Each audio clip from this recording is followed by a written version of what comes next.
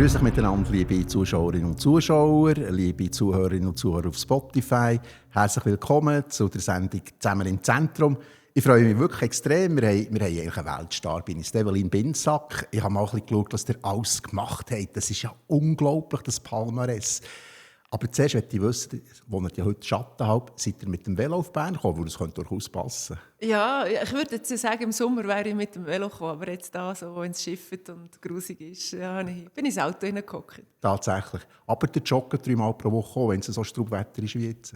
Ja, Bergläufe mache ich viel, oder Skitouren, oder Klettern. Ja, all das, was halt so ein bisschen in meinem Bereich ist. Ja, genau. Ja.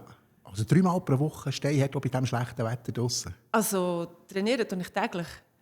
Ja, aber wie gesagt, also jetzt im Winter bin ich vielleicht am Hallenklettern mal, oder Ja. man sieht mich auch ab und zu im Fitnesscenter, wenn es so strubuzet. Ein bisschen im Kräftchen.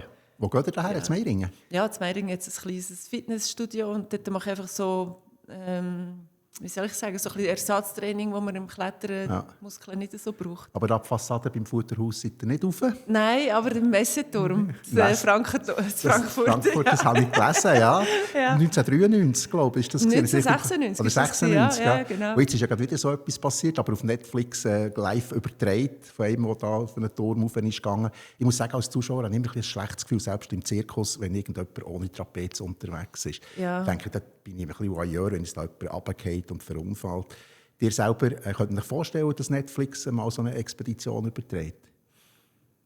Das ist jetzt eine ganz schwierige Frage für mich. Also wie reagiert man dann, wenn man so eine Sendung machen würde? Ich glaube, es kommt mehr auf den Inhalt drauf an, weder einfach nur sich da präsentieren.